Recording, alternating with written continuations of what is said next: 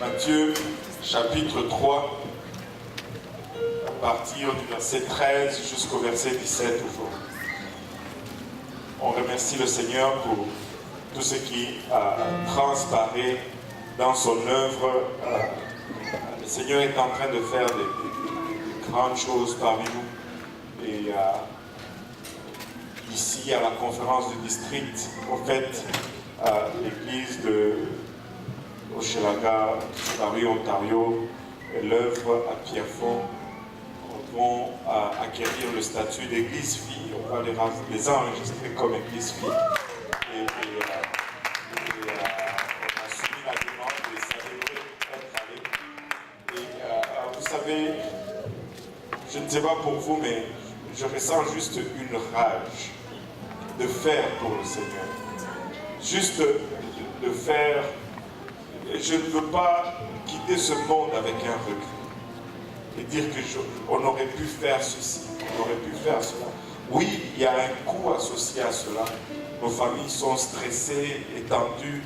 Écoutez, je pense que nous sommes volontiers à payer le prix. Mais nous voulons vraiment voir la gloire de Dieu dans le sens que lui veut à nous la montrer. Pas selon nous, mais selon ses plans. Et nous croyons sincèrement que plus nous plantons des églises, plus nous allons avoir l'opportunité d'évangéliser, plus nous allons entrer dans cette dimension de domination dans le territoire que le Seigneur veut que nous ayons et dans chaque coin au fait de la ville. Amen. Alléluia. Et nous allons le faire. Alléluia. Nous allons le faire. Matthieu 3, 13 à 17. Alors Jésus vint de la Galilée au Jourdain vers Jean pour être baptisé par lui. Mais Jean s'y opposait en disant, c'est moi qui ai besoin d'être baptisé par toi et tu viens à moi. Jésus lui répondit, laisse faire maintenant, car il est convenable que nous accomplissions ainsi tout ce qui est juste. Et Jean ne lui résista plus. Dès que Jésus eut été baptisé, il sortit de l'eau. Et voici les cieux s'ouvrirent.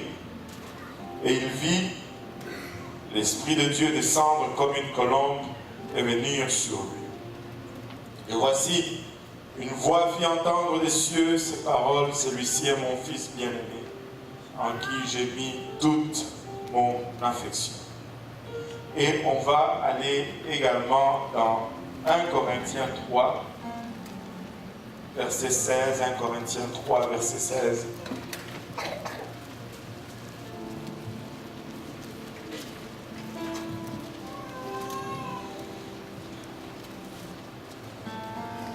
1 Corinthiens 3, verset 16. Ne savez-vous pas que vous êtes le temple de Dieu et que l'Esprit de Dieu habite en vous?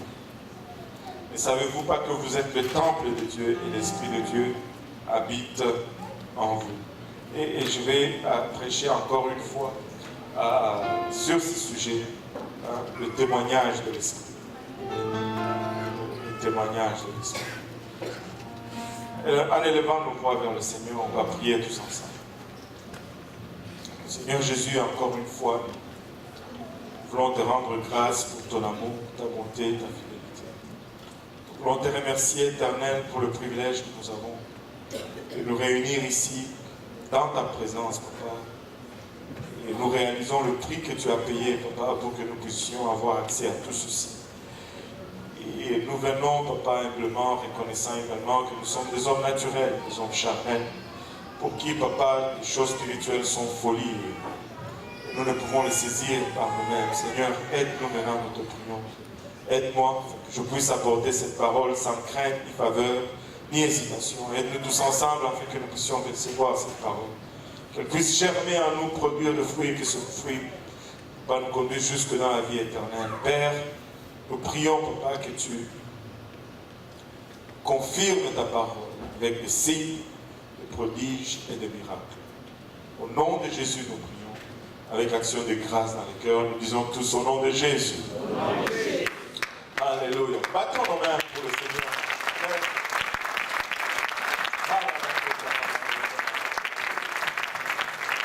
Alléluia. Gloire au nom de Jésus. Et vous pouvez vous asseoir. Alléluia. Le Seigneur est bon, n'est-ce pas? Vous savez, quand on lit la parole de Dieu, je ne sais pas pour vous, mais rien ne m'impressionne autant, rien ne m'interpelle autant, rien ne me frappe autant que lorsque on voit la cohérence dans la parole de Dieu. C'est phénoménal. Il n'y a pas un livre aussi cohérent que votre Bible. Il n'y a pas un livre où tout détail est placé à la bonne place avec sa signification sans interférer ou sans déranger les autres choses comme votre Bible. La Bible est un livre à part et la cohérence dans la Bible est tout simplement exceptionnelle. Tout cela est vrai parce que le Dieu qui a écrit ce livre est un Dieu très cohérent. Et ainsi, dans l'étude de la cohérence, quand nous regardons la question du temple, nous avons lu tout à l'heure que ne savez-vous pas que vous êtes le temple de Dieu, ou certains disent de fois le temple du Saint-Esprit. Nous sommes le temple de Dieu et l'Esprit de Dieu habite en nous. Oh, en passant, j'ai oublié une chose, j'ai oublié deux choses, on va le faire. La première, c'est que de la part des huissiers, ils demandent assez que si nous pouvons, comme aujourd'hui avec les enfants, la salle était comme, si nous avons des manteaux, on va juste les plier et les mettre en dessous des bancs si on n'a pas, si on ne veut pas laisser notre manteau dans le vestiaire au sous-sol. Et si vous laissez votre manteau au vestiaire au sous-sol, assurez-vous que vous enlevez votre téléphone du manteau parce que pendant que nous sommes ici dans le sanctuaire, des fois il y a des gens qui rentrent dans l'église. Bon, ils ne connaissent pas Dieu. Ils rentrent dans l'église et ils vont fouiller nos sacs, nos poches.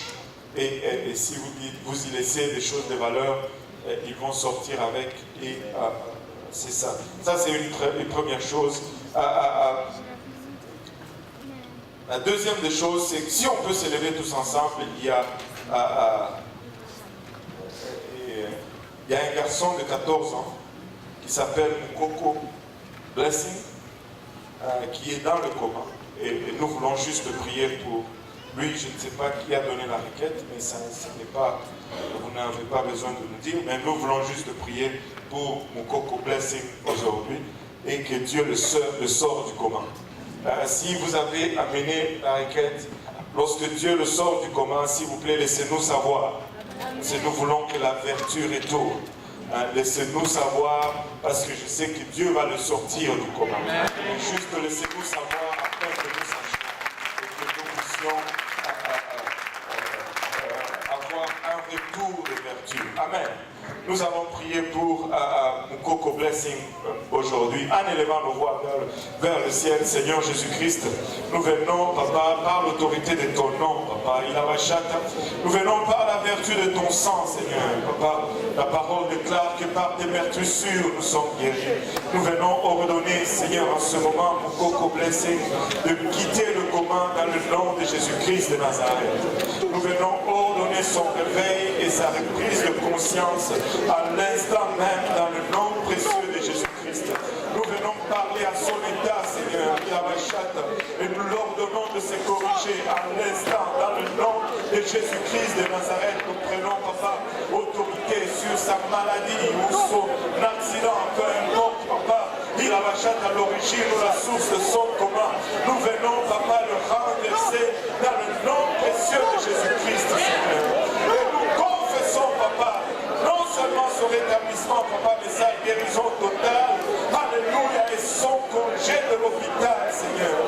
Père éternel, et que toi seul reçoives tout honneur, tout louange et toute gloire. Nous le demandons dans le nom précieux de Jésus. Nous disons tous au nom de Jésus. Nous disons tous au nom de Jésus. Ton nom pour le Seigneur.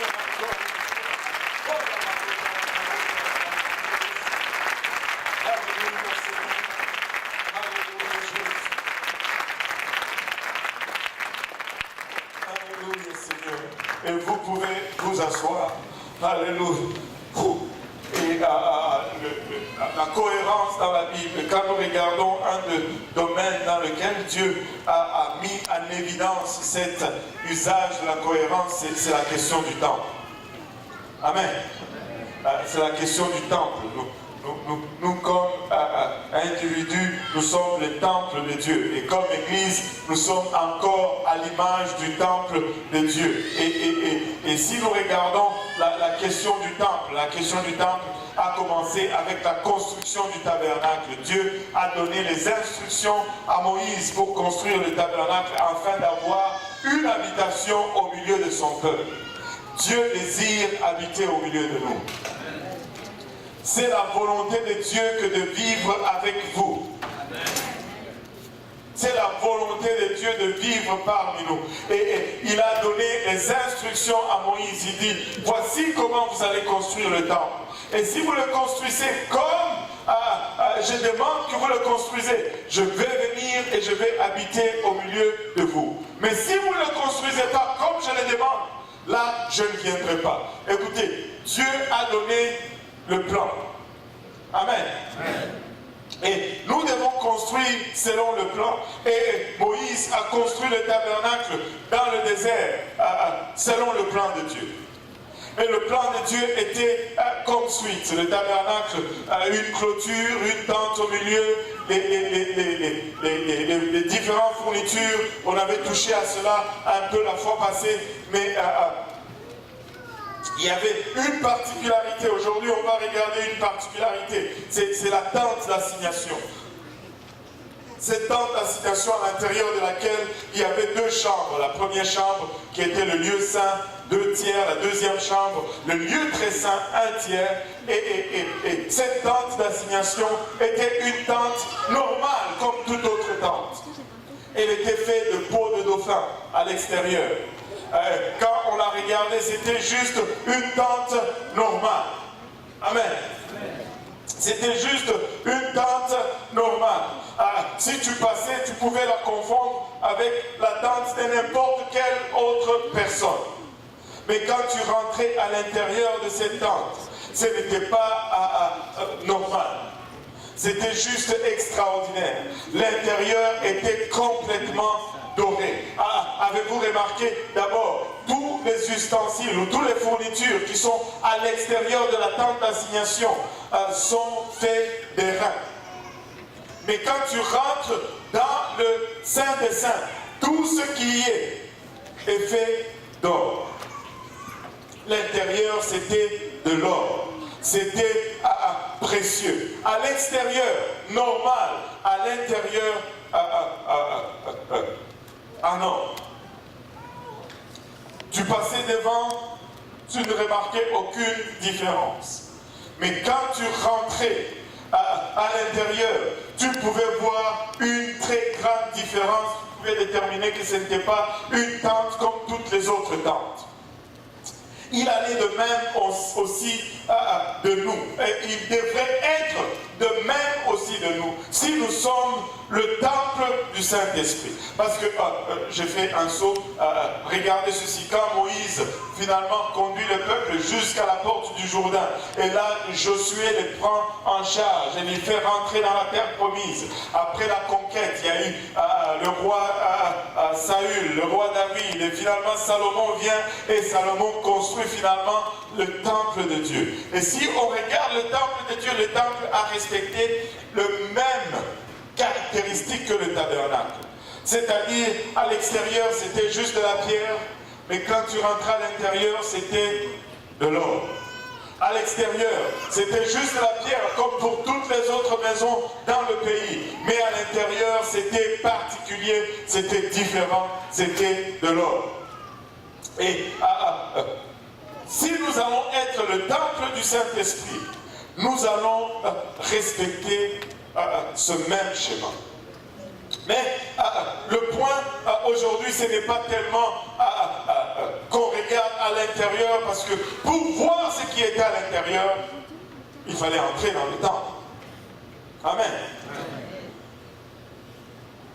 Mais il y avait des choses visibles à l'extérieur. qui témoignaient de la présence et de la gloire de Dieu. Et ce sont ces choses sur lesquelles je veux porter notre attention aujourd'hui. Vous savez, presque chaque manifestation de la présence de Dieu est accompagnée d'un témoignage. La parole que nous avons lue tout à l'heure, Matthieu 3, 13, alors Jésus vint de la Galilée au Jourdain vers Jean pour être baptisé par lui.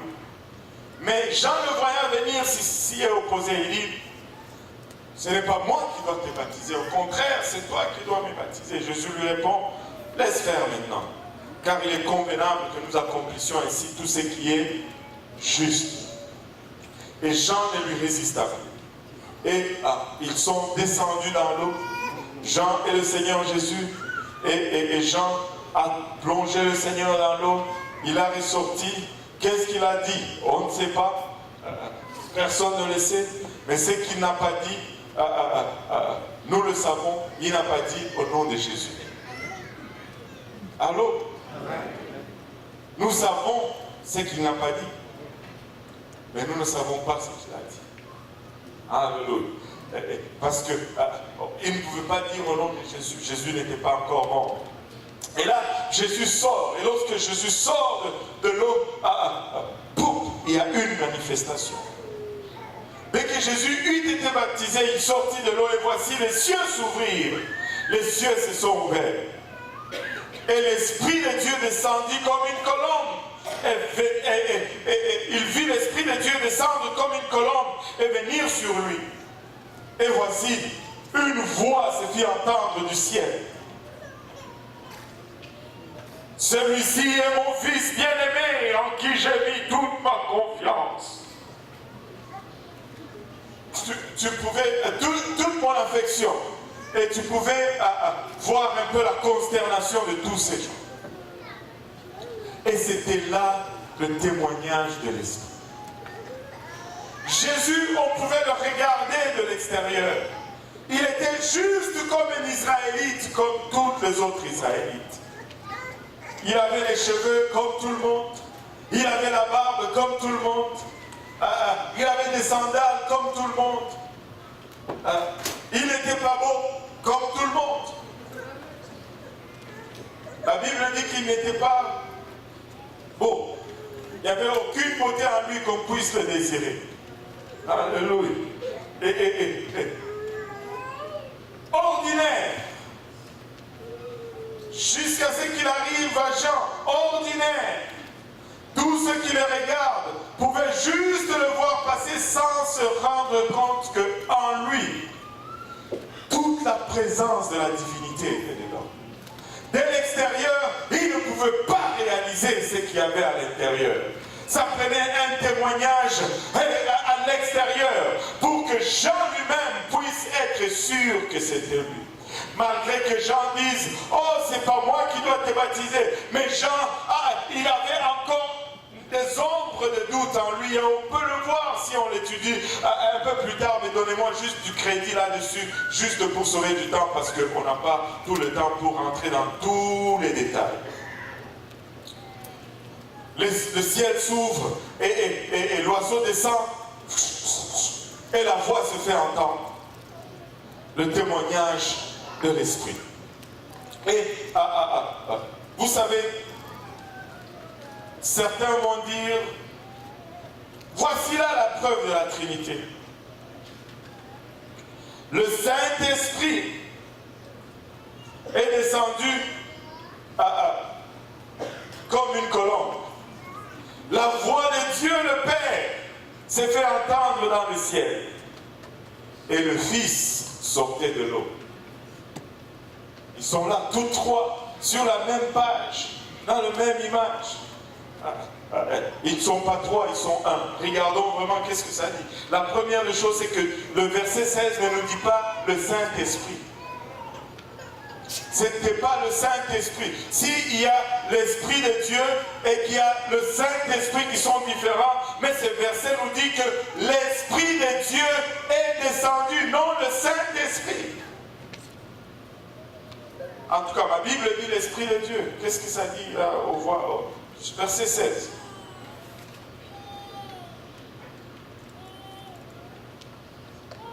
sa Bible aussi dit l'Esprit de Dieu. Non, le Saint-Esprit. Il dit l'Esprit de Dieu. Si tu dis que Dieu est différent du Saint-Esprit et que Dieu est Esprit, l'Esprit de Dieu ne serait pas le Saint-Esprit. Ah, je ne sais pas si je fais du sens ou je... Non, c'est l'Esprit de Dieu et non le Saint-Esprit. Et l'Esprit de Dieu descend sous forme d'une colombe et une voix fit entendre des cieux ces paroles. Écoutez, laissez-moi maintenant vous dire ceci. Si cette voix venait du ciel, j'ai toujours vu un problème, même il y en a deux là-dessus. Le premier problème qu'on a toujours vu, c'est celui-ci. C'est qu'il n'allait pas dire celui-ci, il allait dire celui-là, si cette voix venait du ciel. Amen. Parce que le ciel, c'est loin de là où je suis. Si je veux pointer à Papy Léon qui est là, je vais dire celui-là. Je ne veux pas dire celui-ci. Juste cette petite distance. Mais si je parlais du ciel, je vais dire celui-là, il dit celui-ci. Parce qu'en même temps que cette voix pouvait venir du ciel, en même temps cette voix émanait de Jésus-Christ. Alléluia, parce que la plénitude de Dieu était en Jésus-Christ et Dieu reste omniprésent. Il est partout en même temps. Dieu n'a pas perdu son omniprésence en un seul moment. Dieu n'est pas réduit au ciel. Maintenant, l'autre problème que je viens de voir, si l'Esprit de Dieu est descendu comme une colombe, et que cet Esprit se trouve maintenant sur Jésus, la voix qui vient du ciel n'a pas d'esprit. Allô? L'Esprit est descendu. Qui fait la voix en haut là? Qui fait la voix en haut si l'Esprit de Dieu est descendu? Alléluia. Il n'y en a qu'un seul Dieu.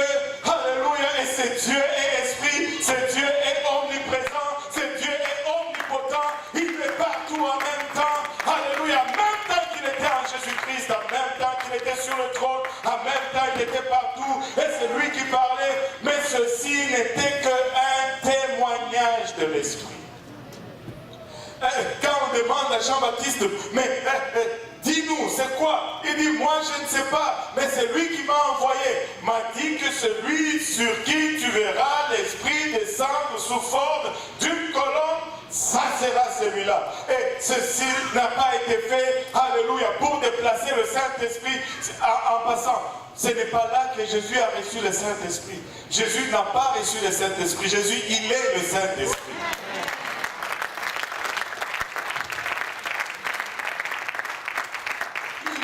Saint-Esprit. Jésus est le Saint-Esprit. Vous voulez que je peux vous démontrer que Jésus est le Saint-Esprit. Il dit, laissez-moi, je dois partir maintenant, parce que si je ne pars pas, je suis avec vous. Mais si je pars, je reviendrai et je serai en vous. C'est le Saint-Esprit qui est en nous. J'écoutais un message, un prédicateur, il a déjà été ici une fois, et il disait ceci, je n'ai jamais compris la Trinité. Il dit, je ne sais pas comment les gens font pour comprendre la Trinité. Parce qu'ils ont le Père, le Fils et le Saint-Esprit. Et ils disent que le Père, c'est le Père. Ok. Mais si je lis ma Bible, la Bible nous dit que ce que Marie a conçu vient du Saint-Esprit. Et je ne sais pas ce qu'on enseigne ici. Celui qui donne la conception est le Père. Amen. Donc si c'est que Marie a été conçue du Saint-Esprit, donc le Saint-Esprit serait le... Donc on aurait le Père qui est le Père, et le Saint-Esprit qui est aussi le Père. Et là, Ésaïe 9,5 nous dit, le Fils qui nous est né, il est aussi le Père éternel. Donc on aura le Père qui est Père, le Saint-Esprit qui est Père, et le Fils qui est aussi Père. Oubliez tout ça. Un seul Dieu, Père de tous. un seul Dieu, Père de tous. Dieu est esprit. N'oublie jamais cela si tu veux comprendre la parole de Dieu, si tu veux comprendre la nature de Dieu. Ne te déroge jamais du fait que Dieu est esprit. Dieu n'est pas un homme, Dieu est esprit. J'ai reçu une question hier j'ai reçu une question. Pasteur, il y a cette personne qui dit pourquoi on n'utilise pas le féminin dans la Bible. Est-ce que Dieu c'est un homme? Parce que on devait aussi utiliser le féminin. Waouh! J'étais d'abord choqué. D'abord, je me suis fâché contre la personne. Je dis, comment est-ce que tu peux m'amener des questions comme ça? C'est ce que je lui ai dit. Et après, je me suis ressaisi. Je dis, bon, il faut quand même enseigner, ok? J'ai dit, attends un peu. Est-ce qu'un ange a un sexe? Non. Un ange, c'est neutre. C'est juste un ange. Et quand on dit un ange, ce n'est pas parce qu'il est au masculin ou au féminin, c'est parce qu'il est neutre. Mais non, je lui dis, Dieu est neutre aussi. Dieu est un esprit. Dieu n'est pas... Amen. Un esprit, ce n'est pas... Il n'y a pas d'esprit... C'est juste un esprit. Et si on dit... Le Dieu Tout-Puissant, ce n'est pas parce qu'on veut faire de lui un homme. Il n'est pas un homme, il est un esprit. Et si tu oublies que Dieu est esprit, tu t'embrouilles dans la compréhension. Nous ne pouvons pas prendre les philosophies humaines pour comprendre Dieu. Nous devons juste commencer par savoir que Dieu est esprit. Dieu est esprit. Dieu est esprit. Il n'est pas un homme, il ne cherche pas le genre, il n'a pas de genre, il est neutre, c'est un esprit. Il n'y a pas de féminin ou de masculin. Alléluia. Mais le témoignage, Jésus-Christ n'a pas reçu le Saint-Esprit là. Jésus-Christ, il est le Saint-Esprit. C'est lui qui donne le Saint-Esprit. En lui, il n'y avait pas un gage, en lui, il n'y avait pas une portion, en lui, il y avait toute la plénitude de la divinité. Mais c'était un témoignage de l'Esprit. Quand l'Esprit vient demeurer, va nous donner un témoignage. Et ce témoignage, ce n'est pas seulement pour nous, c'est pour que les autres puissent aussi identifier. Amen. C'est pour que les autres puissent aussi identifier. Et Jésus est venu, au fait, quand on étudie la parole de Dieu, on parle toujours des 4 temples de Dieu sur la terre, ou 4 habitations de Dieu sur la terre. Nous avons parlé du premier temple qui est le tabernacle dans le désert, qui est le même que le temple. Une fois dans la terre promise, Jésus-Christ est ce deuxième temple. Et ce deuxième temple, alléluia, a respecté aussi le même schéma. À l'extérieur, il était juste ordinaire. Mais à l'intérieur, il y avait la plénitude de la divinité. À l'intérieur, c'était l'or totalement. Regardez, mais lors de son baptême, il y a eu le témoignage. Il y a eu le témoignage, alléluia, de l'Esprit. Une voix se fit entendre du ciel. Vous savez, lorsque le tabernacle bougeait dans le désert, il y avait toujours ce témoignage. Quand on installait la tente d'assignation et que la colonne descendait, c'était le premier témoignage, la première manifestation du témoignage de l'Esprit. Mais quand le jour de l'expiation, le souverain sacrificateur entrait dans ce temple et qu'il offrait son sacrifice, lorsque le sacrifice était agréé, il y avait un autre témoignage de l'Esprit. Le témoignage de l'Esprit, c'est que le peuple entendait le son de cloche. Comme Jean a entendu lors du baptême de Jésus, le témoignage de l'Esprit. La même chose, ce peuple attendait à l'extérieur du tabernacle et tout le monde était silencieux alors que ce souverain sacrificateur rentrait avec le sang dans une main et la l'encensoir dans l'autre. Il aspergeait le sang et il brûlait l'encens pour couvrir sa fragilité. Et lorsque Dieu acceptait son témoignage, son offrande, il bougeait, il dansait et les cloches au bord de sa robe faisaient cling, cling, cling, cling, cling. Et quand le peuple entendait cling, cling, cling, cling, cling, il y avait un grand hurrah à l'extérieur. Et le peuple commençait à adorer. Et le peuple se joignait à ce témoignage de l'Esprit qui venait de se manifester dans le temple. Nous sommes le temple de Dieu. Et que l'Esprit de Dieu habite en nous. Vous savez, quand l'Esprit de Dieu vient habiter en nous, il y a aussi un témoignage. On m'avait posé une fois cette question, mais pasteur, pourquoi on n'enseigne pas trop sur l'enseignement, sur la sanctification à l'intérieur? La première des choses, c'est que parce que les gens ne sont pas trop dérangés avec la sanctification intérieure. Ça ne dérange personne parce que on ne peut pas le voir. Tu sais, des fois tu balayes la chambre, tu mets au lieu de ramasser la poussière, tu la mets en dessous du lit. Ça ne dérange personne parce qu'on ne peut pas le voir. Personne ne va se battre pour la sanctification intérieure. Parce que personne ne peut le voir.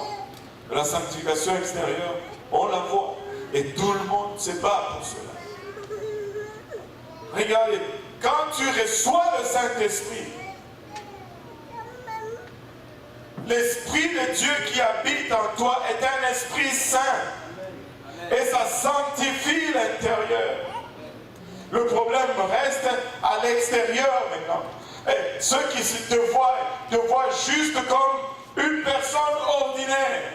Mais si tu es rempli du Saint-Esprit, alléluia, la présence du Dieu vivant habite en toi, tu es le temple de Dieu, et partout où tu vas, tu amènes cette présence. Et c'est pourquoi un enfant de Dieu ne va pas n'importe où. Parce qu'il y a Dieu en toi. Les gens sont choqués aujourd'hui. Quand je dis un enfant de Dieu ne va pas au cinéma. Un enfant de Dieu ne va pas au cinéma. T'es-tu déjà imaginé avec Jésus? Si peux-tu amener Jésus au ciné? Mais il est en toi. Un enfant de Dieu ne va pas au bar. Amen.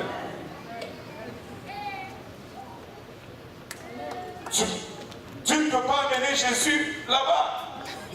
Alors, moi je sais que certains d'entre vous me regardent et me disent, mais pasteur, qu'est-ce que tu dis, tu exagères. Il y a de ces places où un enfant de Dieu n'a pas d'affaire à se trouver. Oh, alléluia.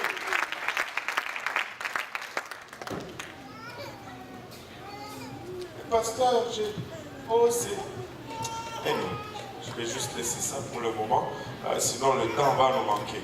Alléluia. Maintenant, quand on reçoit le Saint-Esprit, on a Jésus en nous. Les gens nous regardent, nous sommes ordinaires. Alléluia. Mais nous l'avons reçu, il est à l'intérieur. Si tu nous coupes à l'intérieur, tu vas voir que c'est de l'or. Non, ne le faites pas. Tu vas voir que c'est de l'or. Il est à l'intérieur. Mais il y a un témoignage. Il doit y avoir un témoignage. Si tu l'as reçu, il faut qu'il y ait le témoignage de l'Esprit. Oui, il est peut-être à l'intérieur, mais alléluia, quand tu circules, je ne le vois pas. Et oui, il est peut-être à l'intérieur. Quand on est là, je ne le vois pas. Mais il y a également un témoignage extérieur. Écoute,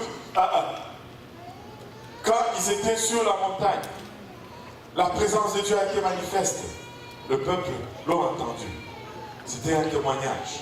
Quand Moïse allait parler à Dieu dans la tente d'assignation, ils entendaient. Quand Aaron ou les autres sacrificateurs commençaient à bouger dans ce tabernacle, ils entendaient les cloches. Et c'est pourquoi Jésus, quand on lui pose la question, mais comment est-ce que je rentre au ciel? Regardez, on va aller rapidement lire Jean chapitre 3. Nicodème, un ancien juif, un ancien de juif, vient voir le Seigneur de nuit et lui dit, oh Rabbi, nous savons que tu es un docteur qui vient de Dieu, car personne ne peut faire ces miracles que tu fais si Dieu n'est avec lui. Jésus lui répondit, en vérité, je te le dis, si un homme n'est né de nouveau, il ne peut voir le royaume de Dieu. Nicodème exclamait. Il s'est dit, je dois naître de nouveau. Moi, je suis déjà vieux. Comment vais-je naître de nouveau? Jésus lui dit,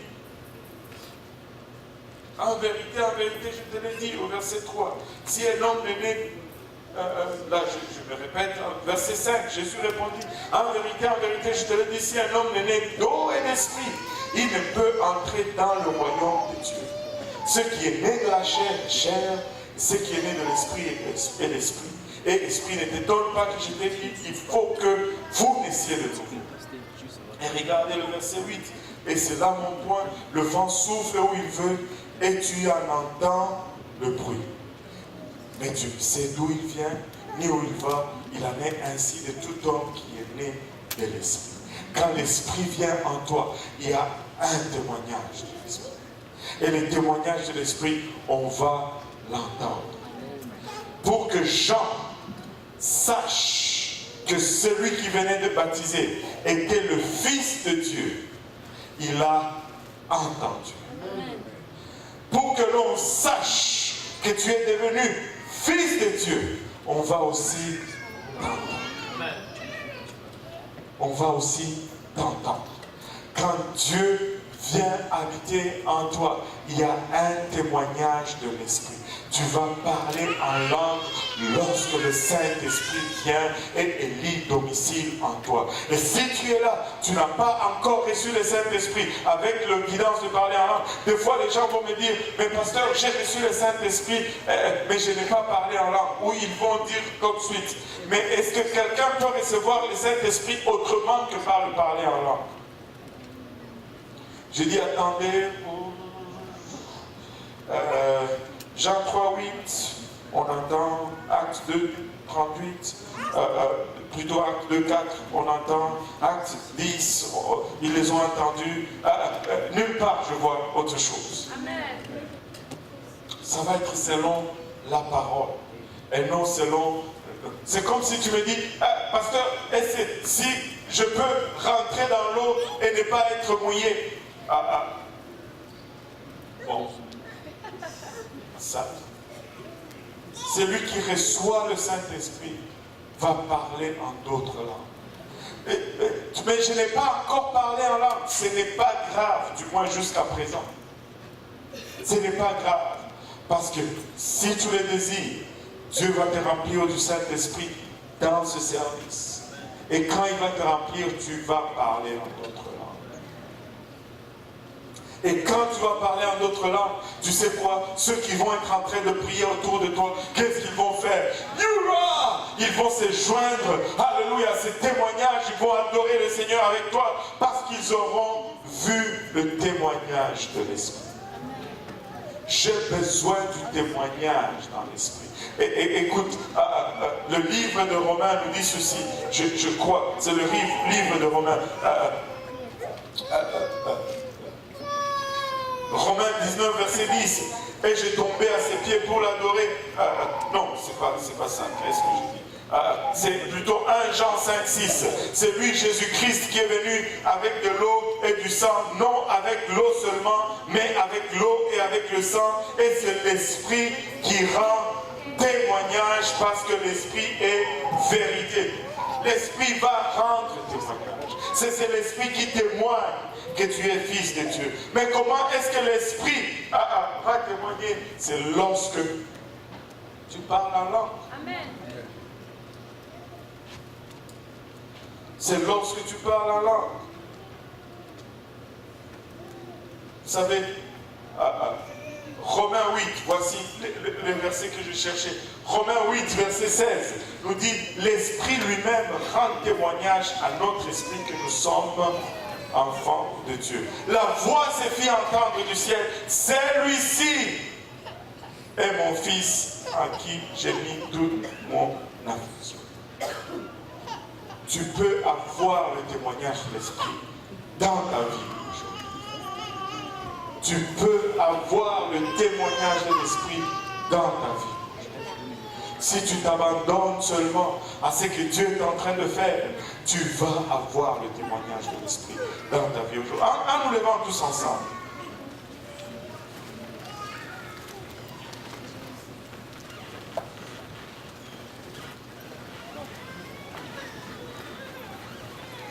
On va faire une chose tous ensemble pour commencer.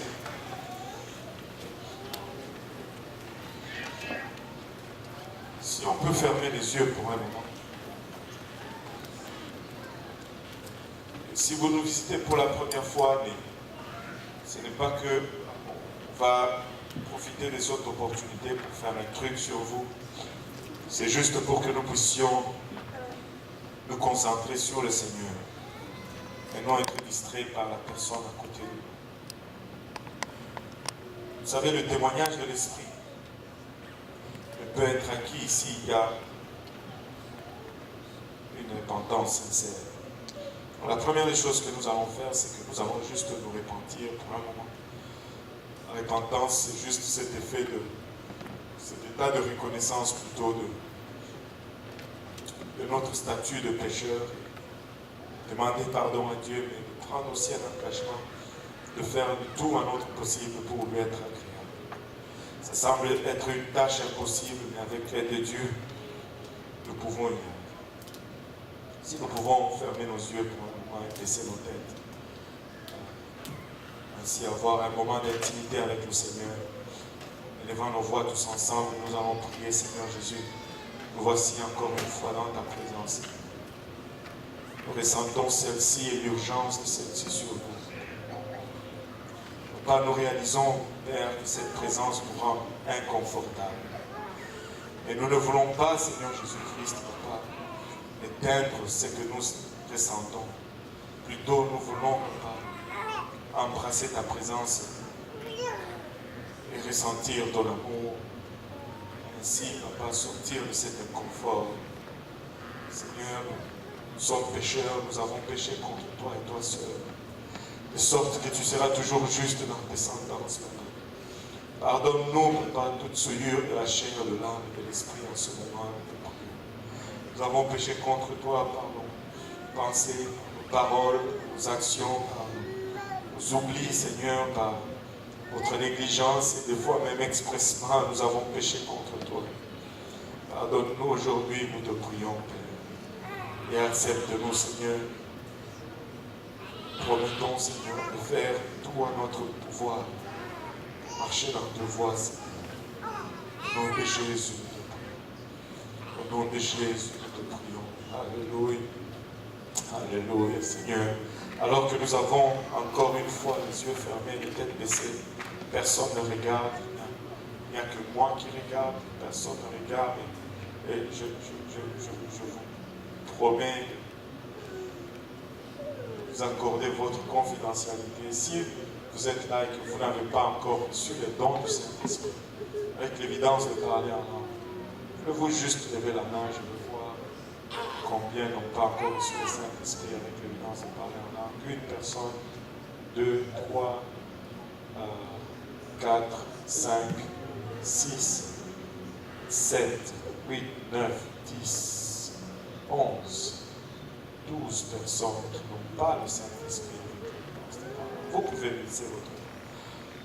Vous savez, nous avons 12 personnes qui n'ont pas encore reçu le témoignage. Moi, je crois que Dieu veut remplir ces 12 personnes du Saint-Esprit. Ce n'est pas le message le plus confortable que j'ai eu à prêcher. Je réalise qu'il y a 12 personnes pas encore reçu le Saint-Esprit. Maintenant, vous pouvez ouvrir les yeux, vous pouvez relever votre tête. Maintenant, c'est seulement jusqu'à ce point-là que je peux vous accorder votre confidentialité. Si vous voulez recevoir, vous devez sortir de votre confidentialité, si je peux l'appeler comme ça. de ces 12 qui ont levé la main. Si vous voulez recevoir le Saint-Esprit, cet autel est ouvert. Les hommes à ma gauche, les dames à ma droite. Et si vous venez, on va prier avec vous et vous allez recevoir le don du Saint-Esprit avec l'évidence de parler en langue. Vous allez expérimenter le témoignage de l'Esprit. Alléluia. Merci, il y a une personne qui veut. Alléluia. Gloire au nom de Jésus. Alléluia, Seigneur. 2 personnes, 3 personnes sont en train de venir, 4 personnes. Alléluia, sont en train de venir, 5 qui veulent recevoir le don du Saint-Esprit avec l'évidence de parler en langue.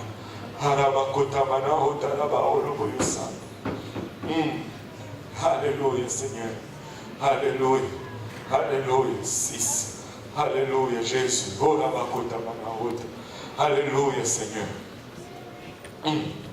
On peut sentir la présence du Seigneur dans ces lieux.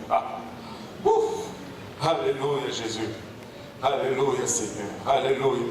Alléluia. Le restant de la congrégation, vous pouvez venir nous joindre et on va prier pour, alléluia, que le Seigneur verse de son esprit sur nous. Oh, Shaddai. Alléluia.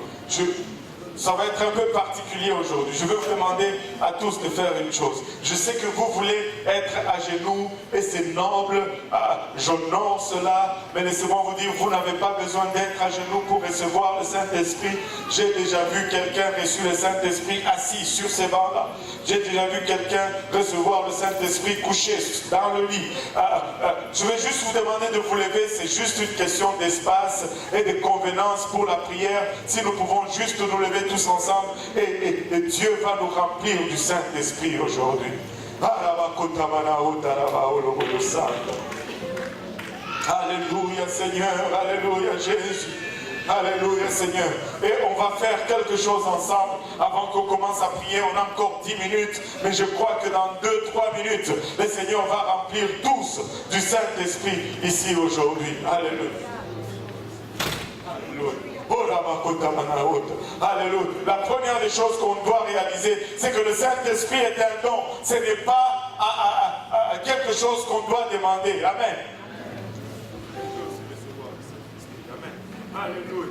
Vous voulez aussi recevoir, Alléluia. Alléluia. Gloire au nom de Jésus. Je vais demander à ceux qui veulent recevoir le Saint-Esprit juste de faire un petit pas en arrière. Ceux qui veulent prier pour cela, vous devez juste être en avant de cela. Ne soyez pas en arrière. Vous allez être en avant. Amen. Et on va prier. Et Dieu va verser de son esprit. Juste dans un moment. La deuxième des choses que vous devez savoir, c'est que pour recevoir le Saint-Esprit, on n'a pas besoin de demander, on n'a pas besoin de dire des mots bizarres. On doit juste adorer le Seigneur. Et l'adoration la plus élevée, elle est universelle dans toutes les langues. Et je crois que Dieu l'a fait ainsi pour qu'une langue ne se sente pas supérieure à une autre. C'est le même mot dans toutes les langues. Et c'est le mot Alléluia. C'est la plus haute adoration. C'est la même chose dans toutes les langues. Et si tu dis seulement Alléluia, Alléluia, et que tu le dises non avec ta tête, mais avec ton ventre, le Saint-Esprit va venir sur toi. Tu vas sentir tes lèvres trembler, ta langue aller. Et des mots que tu n'as jamais prononcés vont venir à ta bouche. Mais ne continue pas à répéter Alléluia quand ces mots arrivent. Prononce ces mots. C'est ça le Saint-Esprit. Laisse aller ces mots. Et c'est une puissance. Et c'est comme ça que le parler en langue vient. Et le Saint-Esprit est mis domicile en nous. Amen. Mais toute l'église, nous allons prier pour une fois. Amen. Toute l'église, nous allons adorer Dieu. Que nous soyons dans le fond ou ici à l'avant, nous allons prier Seigneur pour cette atmosphère. Alléluia. Au nom de Jésus, recevez le Saint-Esprit. Alléluia Seigneur, Alléluia Jésus.